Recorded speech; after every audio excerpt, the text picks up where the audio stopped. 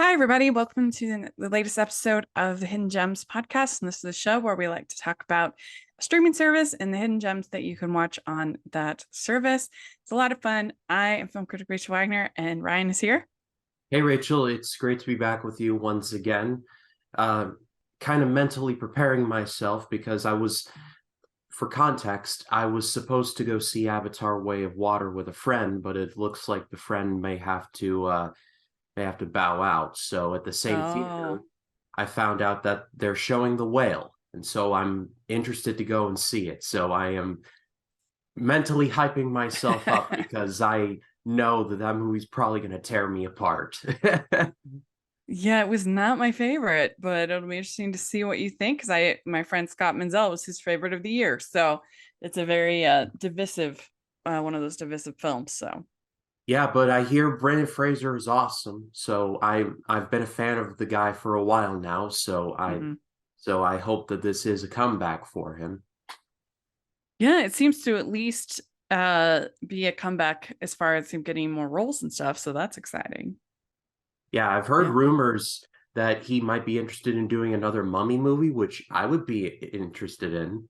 Well, like I think what it was is that somebody asked him, "Would you do?" And he was like, "Sure, yeah, I'd do it."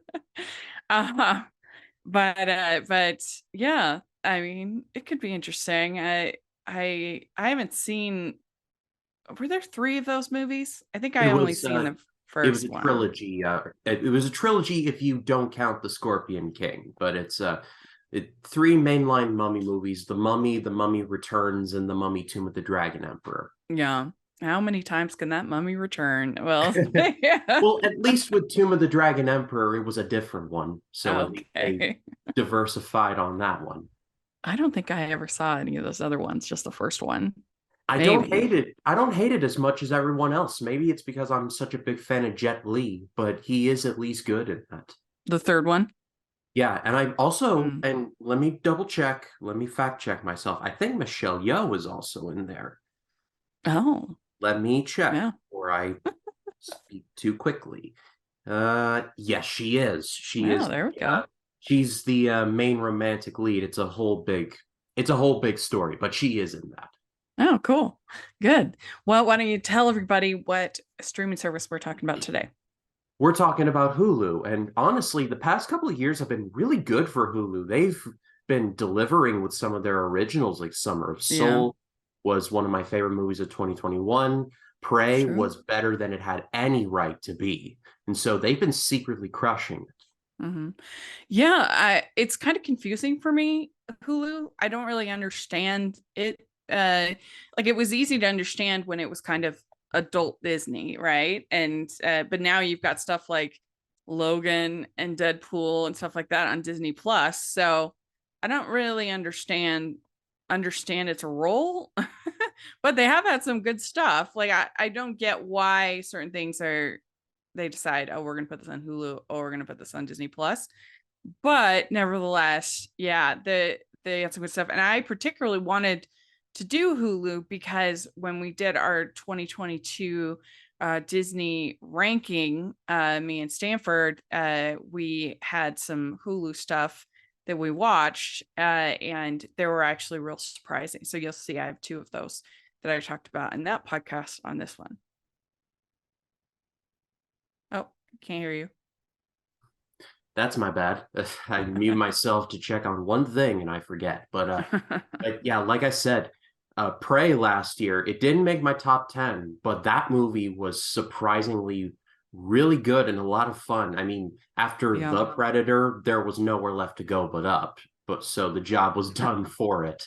But Amber Mid Thunder just did a great job with that. And they Mm. pretty much made the most Predator movie that a Predator movie could be in 2022.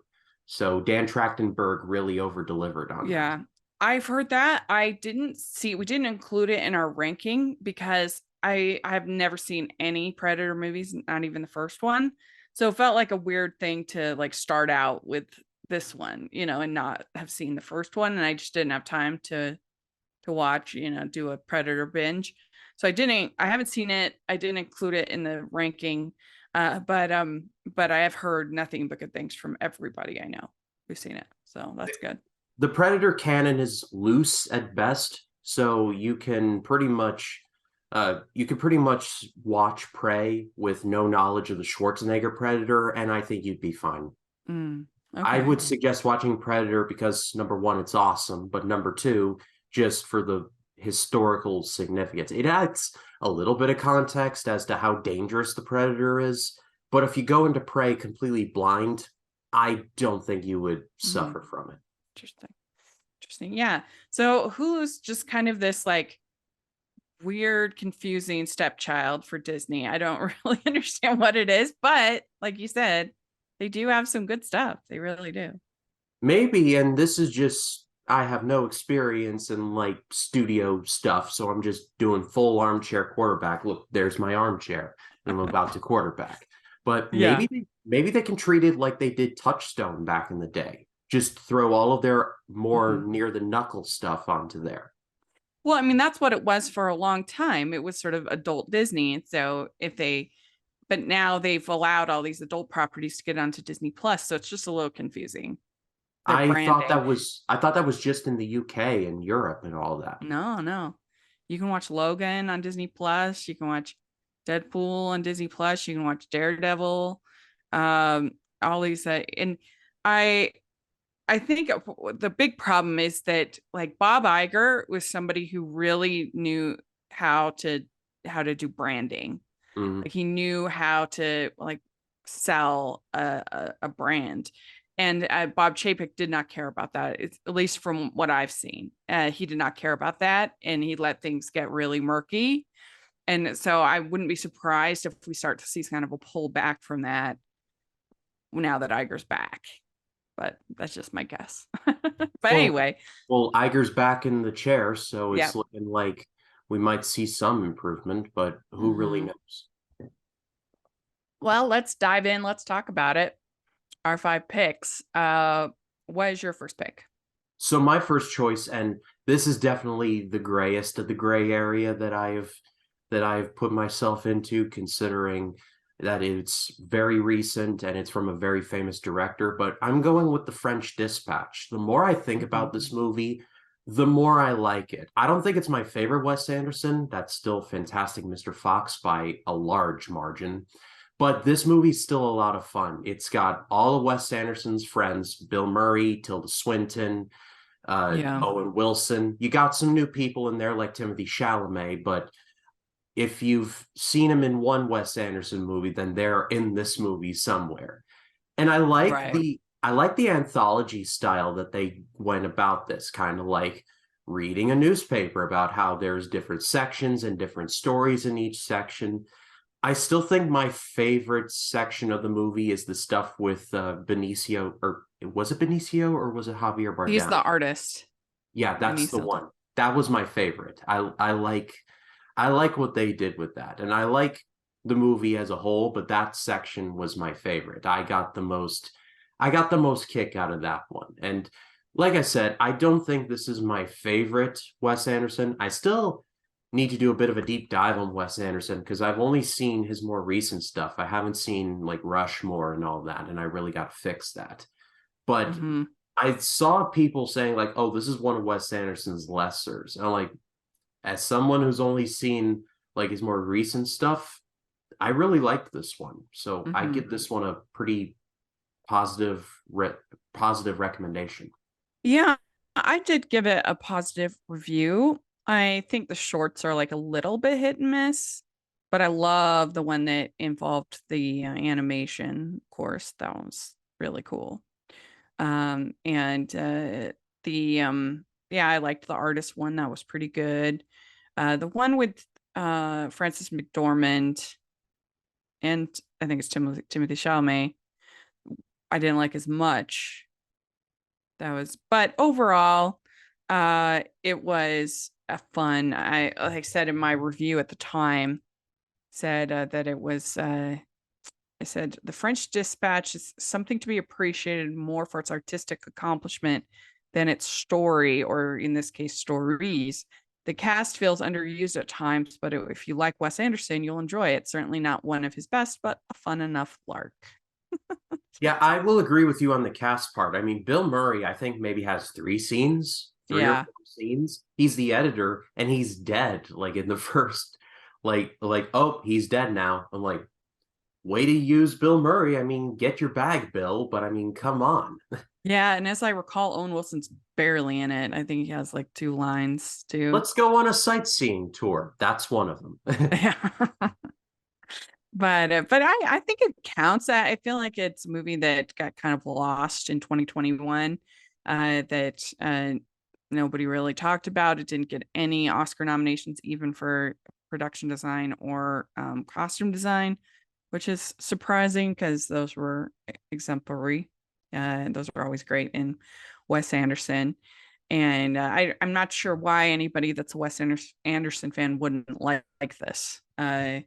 I probably is not something that's going to win over people that don't like him, but if you're open to him, which I am, then you probably enjoy it. I think my favorite, I love Fantastic Mr. Fox. That is probably my favorite.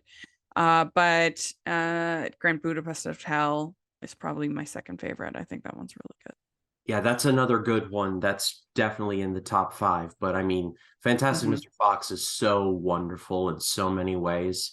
That scene where Mrs. Fox scratches Mr. Fox's face and she like asks, "Why did you do this?" And he's like, "Because I'm a wild animal." Like I felt that right here. Like that scene was just brilliant. The whole movie's Mm-hmm. brilliant, but that's my favorite. Yeah, yeah. Well, my first pick is a little movie called Rosalind. And this is one of the ones that we watched for our Disney ranking. So this was just from 2022. And it's this kind of fun, kind of satire, fun modern take on Romeo and Juliet. But it's a little bit sarcastic. It's a little bit different. It has a different, some different endings, a different story, and it stars Caitlin Dever and Isabella Marced, and it's it's a lot of fun. They do some creative stuff. I think if I was a teenager, I would really, really enjoy this one. Yeah, isn't that the one where Rosalind is like the ex-girlfriend of Romeo? Is that the one? She gets dumped. Oh yeah, that's the one. Yeah, yeah, yeah. I saw the And trailer and I just was like, not for me. oh, It didn't look that good. But if you liked it, then I may have spoken too soon. yeah. I mean, I thought it was a pretty creative, fun take on. I mean, what else can you do with Romeo and Juliet? It feels like that story has just been done to death. But they tried something, and I enjoyed it. I thought it was fun.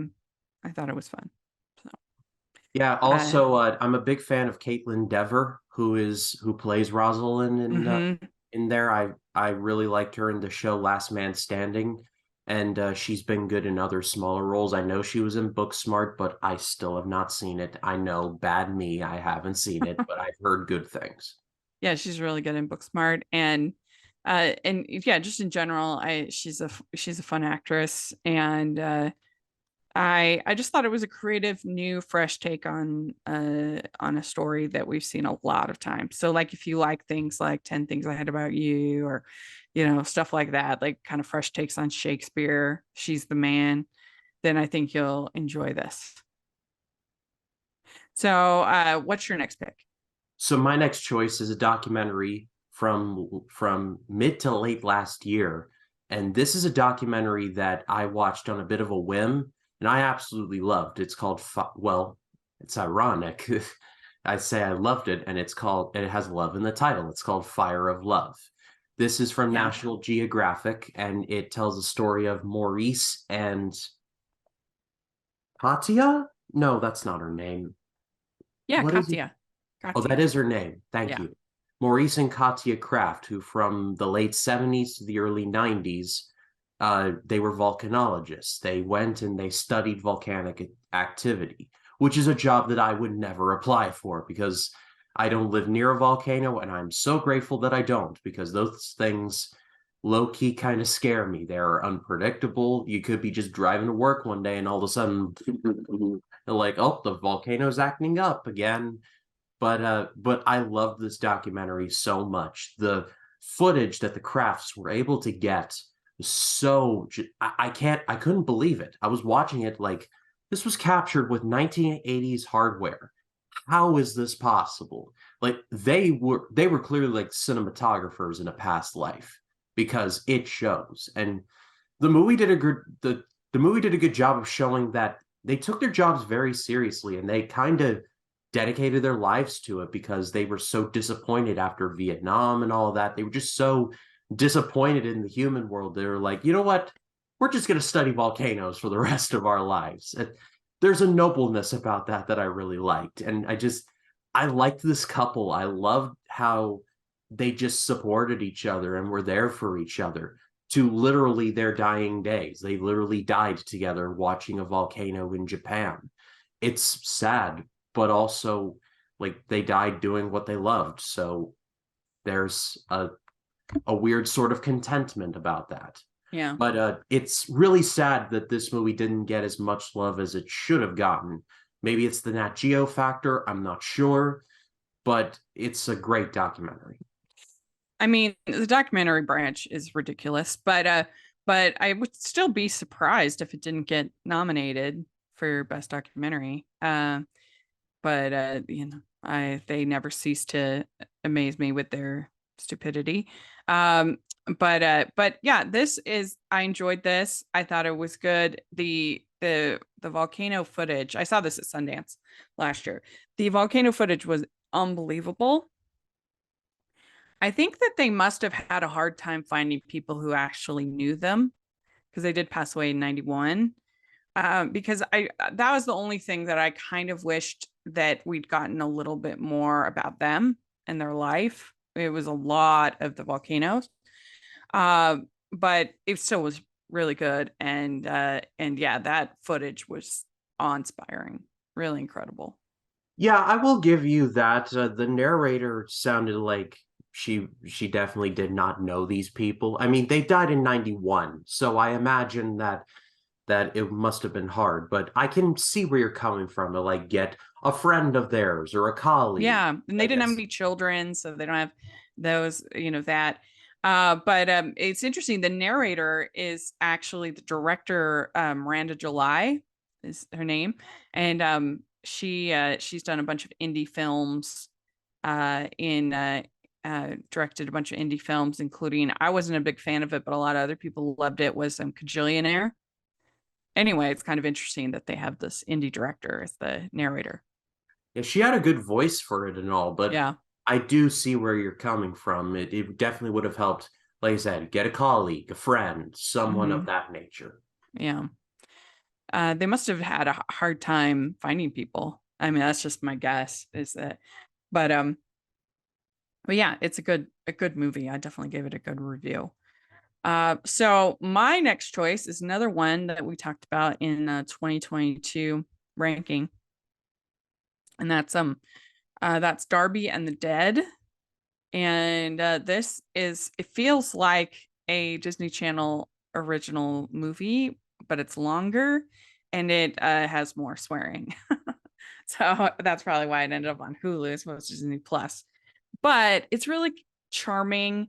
It's about this girl played by Riley Downs who can see dead people, Sixth Sense, uh, and one of the people that she sees is Leia Carvalho, who I love, and she kind of she she starts this business.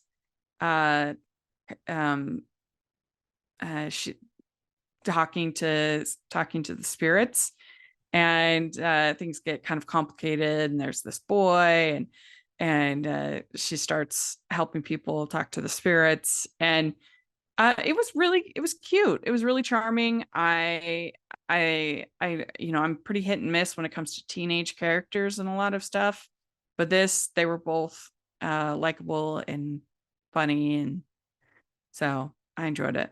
It was a fun little teenage movie. Yeah, I remember seeing the trailer for this. It was on one of my Life in the Movies preview episodes, and it was a time factor. It got away from me, so I didn't see it. But I do remember liking the premise. I believe it definitely was like, this is basically The Sixth Sense with more steps. Yeah. But it Yeah. definitely sounds interesting. Auli Carvalho is super talented, so I would check it out at least for her. Yeah. I really love her. I ever since Moana, I she just seems like a really sweet, down to earth person and very talented. So I'm always glad when she's getting roles. So, what's your next pick? So my next one is one that I covered from Scary Mania 3 last year. It's 28 weeks later. This is the sequel to 28 Days Later. And well, as the movie suggests, it picks up 28 weeks after the initial outbreak in 28 Days Later. When the Hmm. movie picks up, they've actually curtailed and tamped down the zombie infection to the point of reversing it and starting to cure people. Zombies do still exist in this world. However, they're nowhere near as bad, and it's starting to get a little better to the point where people have been let back into London again. But things go awry, as you might expect with a sequel like this. This is a movie I did not expect to like, but I honestly think it's very underrated. It's got people who either would become successful or were successful already. One of the army generals is played by Idris Elba, and this is a couple years before he would be on The Office and then Luther, and he would go on to become a big success.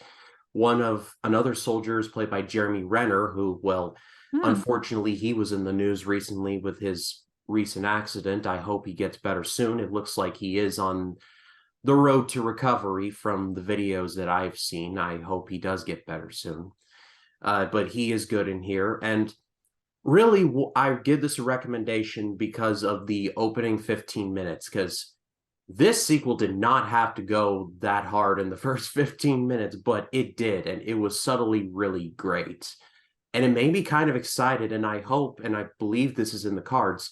I hope they do like a 28 months or a 28 years later, because this screams to have a trilogy, like a 28 days, 28 weeks, and a 28 months later.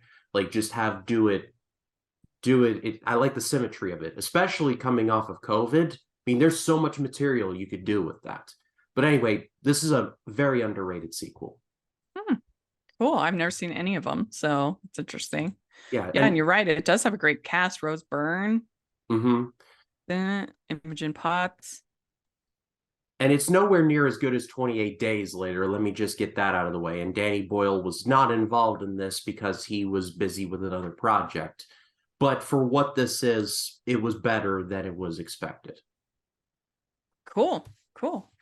Well, my next pick is I don't know if you'd call it a classic rom-com, but it is one from 1994 that's I think pretty well loved. It's called Only You. And if you want to see like an early non-Marvel Robert Downey Jr., then this is a fun one. And it stars Marissa Tomei, and she plays this woman who has had this dream her whole life that she was going to marry someone named Damon Bradley. But she just hasn't met him. And so she's just about to get married, and she decides that she needs to give it one last chance. And so she goes to Venice, and she meets somebody, and he says that he's Damon Bradley, but he's actually not. And so anyway, there's sort of a she thinks that he's this person from her dreams, and they fall in love, and but if he's not actually Damon Bradley, will she accept him? Of course she does. It's just cute. And you get a lot of Italy, and that's been a big thing on Hallmark and Netflix and all the channels this last year. It was like every other movie was set in Italy or an Italian restaurant. It was like, what is happening? I mean, have you So, seen Italy? I mean, I saw a yeah. Globe Trekker of it many years ago, and I was sitting there like, I could live there. Evidently, it's the only place that you can fall in love. I went when I was 17 and did not fall in love, so I am very disappointed. Forget Paris, Rome is where it's at. Yeah, I guess so. No, but But honestly, I'd never heard of this one, so it's a hidden gem to me. yeah, But yeah. I find it funny that well, this is directed by Norman Jewison, who directed Fiddler on the Roof. So this is a Hmm. pretty Fiddler on the Roof and the Flash Gordon movie, which is super underrated. Well, So he had such a wide repertoire because he did yeah, Moonstruck, which is one of my all-time favorite romantic comedies in the heat, but then he did In the Heat of the Night, which is very intense, and Fiddler on the Roof, and then this, and he did the original Thomas Crown Affair. He Rollerball, he did Jesus Christ Yeah, Superstar. Like he was like Robert Wise, just range. yeah, just going from genre to genre to genre Yeah, like a pinball. But I the find it man funny had that in range. I find it in, funny that in this movie, Robert Downey Jr. and Marissa Tomei are a thing, and in the MCU, Robert Downey Jr. plays Tony Stark and Marissa Tomei plays Aunt May. Oh, yeah, that's true. That's true. That could not have been an accident. That had to have been. Kevin Feige must have watched this movie and been like, "Call Marissa. I have a funny pairing. I have a Well, and funny." the woman doesn't age. She looks No, exactly the same no, as she did in the 90s. she has been beautiful for decades now. Yeah. Yeah. One real quick, this is an aside, that I announced my 2023 blind spot picks for this year. And every year I've been doing it since 2016. I pick 12 films that are praised. I try to give some variety so they're not all like super artsy. I try to have cult classics and just a variety of different things in there, to keep it fun. And so I'm going to just tell real quick my picks. So January, I have The Raid. I've never seen that. And then February, it's Love I'm After, which is a romantic comedy starring Leslie Howard and Olivia de Havilland. The year before they were in Gone with the Wind together, so I'm kind of excited about that. And then March, I have Slapshot, which is this hockey movie I've never seen. The Hanson brothers. Yes. And then in April, I'm watching Jeannie Dalman, which came out as the winner of the Sight and Sound poll. So I'd never heard of it. So I figured, well, better watch it. And then in May, I'm watching the original 1983 National Lampoons. I've never seen it. Oh, the Uh, original Vacation? yeah, yeah, the original. I've seen the Oh, Christmas, but I've never seen the original. So that's a very interesting movie. It's really a snapshot of the early 80s and who was involved in comedy at the time. John yeah. Candy is in the movie. I won't say where, but you'll know him Mhm. when you see him. Well, I've had very mixed results with 80s comedies. Like I was not a big fan of Beverly Hills Cop. I wasn't a fan of Lethal Weapon. So we'll see how I like this one. But then June, I have Tokyo Story, which is a classic. July, I'm watching Face Off for the first time. I've never seen it. Oh, I cannot wait to read your thoughts on that one because that movie is so gold. It's Yeah. so gold for me. Like John Travolta and Nick Cage, two of the great overactors of all time, in a movie for one time only, and it's Hmm. beautiful. And John Woo directs it. So there's doves, there's slow mo. It's like a slice of the late '90s, an hour and like 20-ish minute slice of the late '90s. I love it. Yeah. I'm excited. And then August, I'm doing The Secret Life of Walter Mitty, which I've always wanted to watch. I just never have seen it for some reason. And then September, Out of Sight, Steven Soderbergh.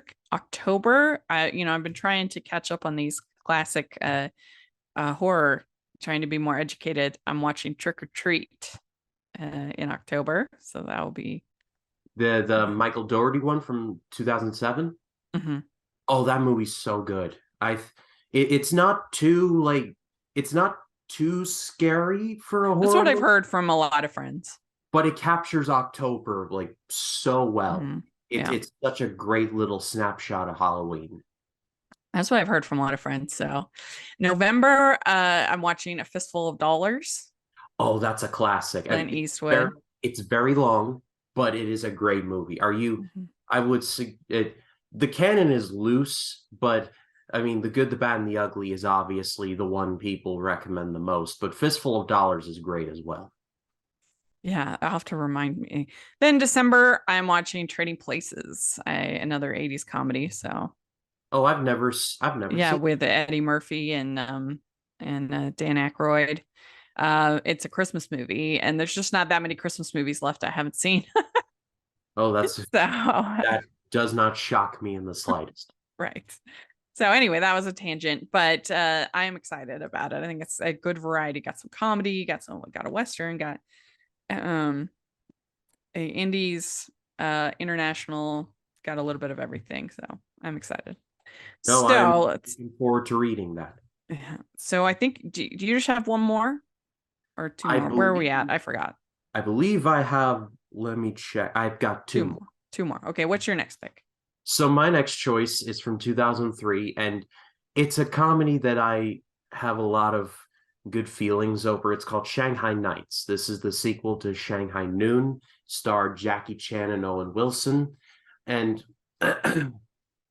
this isn't like a one of the greatest of all time, but for some strange reason, when I was a kid, I watched this movie a lot, and I can remember it just so vividly. Maybe it's because Jackie Chan is just awesome, and the fight scenes in this movie are predictably great, and Owen Wilson is good in this as well. There's several like little in jokes, like Jackie Chan's character's name is Chon Wang, Wangchon, but when you say it really fast, it says John Wayne. So there's several little in jokes there. And then one of the other characters, because this takes place in London, the main character is a detective named Artie Doyle, Arthur Conan Doyle. And there is a subplot where he says to the characters, I never wanted to be a detective. I always wanted to be a writer. I'm like, give it a few years. I think you'll stumble onto something. And then there's this little boy who helps them, and his name is Charlie Chaplin. So I think it's fun. I think it's not in your face, but it's these little passing where if you pay attention to them, you're like, oh yeah, that's a fun little nod there. And like I Mhm. said, it's not like greatest of all time. It is what it is. It's a fun mystery. Owen Wilson and Jackie Chan are really good together. There's kung fu. It's just great. It's definitely a movie for me. Yeah, I remember seeing the first one, but I don't really remember the second one. It's weird. Uh, I never saw Shanghai Noon, but I saw the crud out of Shanghai Nights. oh, really? That's interesting. Yeah, Yeah. I'm sure I saw both of them, but they just kind of running together in my memory. It's been a long, long time. But yeah, I mean, I think it's the kind of movie that you'd see on TBS all the time or TNT, one of those, kind of that would Yeah. be on cable a lot. Oh yeah, that's for Yeah. sure. Yeah. Well, my next pick definitely has a hive that loves it. There's a definite fan base, but I, I thought it was worth bringing up. We're talking about Alita Battle Angel. And I mean, there were people that were like, this is the best movie ever made. And I'm definitely not in that camp, but like, it was good. I enjoyed it. uh, I think that Rosa Salazar was really good as Alita. She's very, very, very good. And Crystal Waltz was fine. And in it, and you've got Jennifer Connelly, Mahershala Ali. So it's got a great cast and it looks beautiful. Robert Rodriguez, along with producer James Cameron. They made a very, very beautiful film. I think it is too long. It kind of drags at points, but it looks great, and I think that her character is compelling. You care about her character, and she's this cyborg that doesn't have any memory of what's happened to her. So I think that I think it's a worthwhile film to watch. Yeah, it's definitely the least Robert Rodriguez movie of all time, but I can definitely like the whole Make Alita 2 like fandom. I never really got super into. I thought the movie Hmm. was pretty good, but considering the creative forces behind it, Robert Rodriguez in the director's chair, James Cameron in the producer's chair, I'd love to see a sequel for this. I thought the movie was pretty good, but I hope there is enough juice. And there is definitely a lot of juice left to squeeze in this story. Hmm. I sincerely hope that they do make a sequel. If for nothing else, bring Edward Norton back as that villain. I want to know more about him. Well, and I think it's based on manga, so I think there's other stories to Oh, tell. definitely. Yeah, yeah. So, all right. What is your next or your last pick? So my last choice is, I believe, from 2018, and it is called Chappaquiddick. And this is the story of Ted Kennedy and the infamous car accident in Chappaquiddick in which he left one of his assistants who he was, I suppose, having an affair with down there to drown in the car and the whole fallout from that. I I don't really I think politics is kind of exhausting nowadays. It's just like a bunch of and I just can't stand it. But I love political movies. I can't it's weird. I'm not as big into sports, but I love sports movies. And I'm not Yeah. as big into politics, but I love movies about politics. I can't put my finger on why I am the way that I am, but I just am. And I especially love these smaller stories like this because the Kennedy family back then was humongous. And especially after the death of JFK, like everyone was just like, oh God, the Kennedys have been through so much. And it was like Ted is going to be the guy. And he was the lion of the Senate, and he would eventually have a legendary tenure, but it was like there was this dark cloud hanging over his head called Chappaquiddick. And it was like they couldn't prove anything, but everyone kind of knew. They just knew in the back of their minds. But Jason Clarke plays Ted Kennedy, and he's good. Jim Gaffigan, who's one of my favorite stand-up comedians, he's in this in a brief role, and it's nice to see him. Ed Helms is in there, and there's too many Boston accents. That's what I will say. Just be prepared for a lot of "I parked my car in the Harvard yard."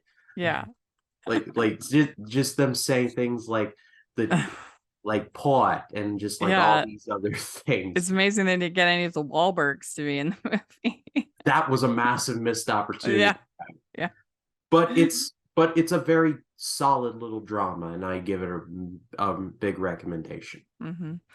Yeah, I've never seen that one. I've heard good things about it, that it was well made and well done. So yeah, that's interesting. I mean, it's just the fact that he was able to rebound, probably because he was a Kennedy, and it was is the reason. But I mean, I guess when you think about it, uh, even someone like uh George W. Bush, like he had his DUI and other things like that. He didn't kill anybody, but anyway, so you can get with the right family name, you can get past stuff like that.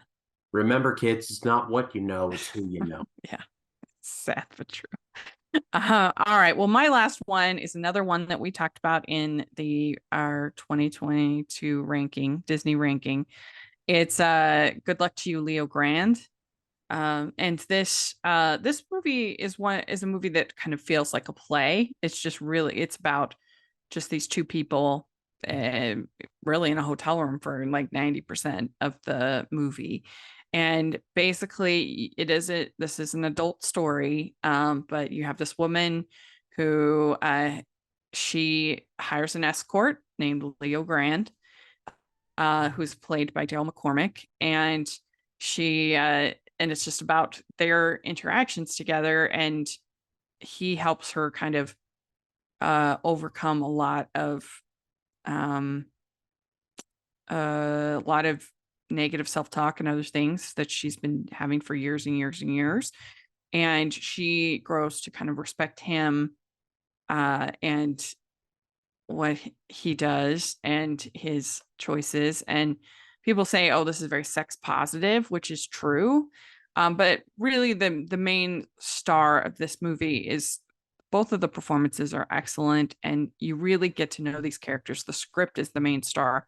It is so well done, and you really feel like you know both Leo Grande and Nancy by the end of it, and you've seen them go through a whole story arc together, and you've come attached to the characters. And Emma Thompson is so good in this movie, and I've lost track of whether this is considered if this is for Oscars or Emmys, which one I don't know, but either way, she should get some kind of recognition because she was excellent in the role, and it's just a very, very, very good script that you become very attached to the characters through the.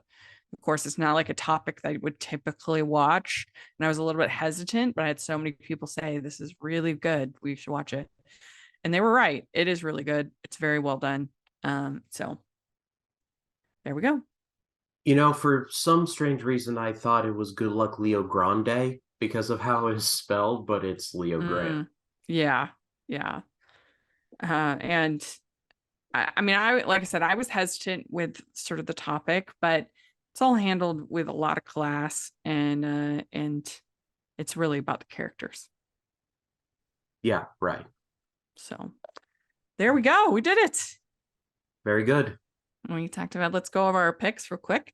I have Rosalind, and then Darby and the Dead, Only You, Alita, the Battle Angel, and Good Luck to You, Leo Grande. And I had The French Dispatch, Fire of Love, 28 Weeks Later, Shanghai Nights, and Chappaquiddick. Very good. All right. Well, let us know what you've been watching on Hulu.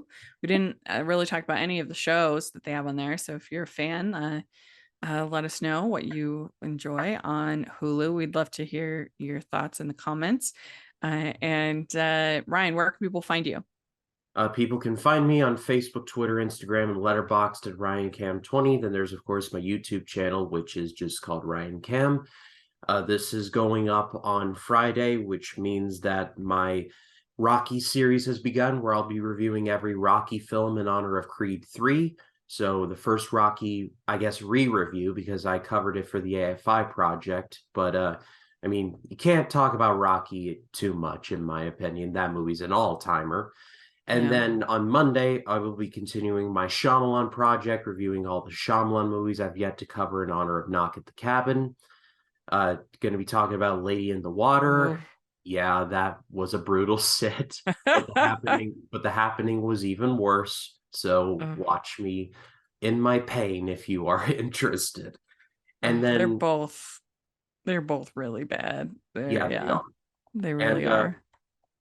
I plan on having a whale review up when I do see that, and also, at the very least, and I want to take my mom to see this, but A Man Called Otto, because I think that movie's going to be really good. So yeah, I'm planning on writing up my review today. I'm behind. I have like 5 reviews I need to write. Well, so, if you but yeah, not, oh, sorry, go ahead. If you have not checked me out, please do. Yeah, and it's a Man Called Otto is a really good. I love the book, and I love the Swedish film. And they're all excellent. So definitely check them out. And you can watch the Swedish film on Canopy. They were just tweeting about it the other day. So if people want. But anyway, you can find me at Rachel's Reviews, all over social media, iTunes, YouTube, and on Rotten Tomatoes. Check that out. Also, we're doing every Monday for Family Movie Night in January. I'm catching up on my Disney Canon project. So we have Frozen 2 and Raya and Encanto and Strange World. That'll all be this month. So that's going to be really fun. And lots of other good stuff going on the channel. And of course, over at Hallmarkies Podcast, you want to check that out as well. And yeah, let us know what you think about all the things we talked about. And and check out the Patreon and the merch store. And we'll talk to y'all later. Bye, everyone. Bye.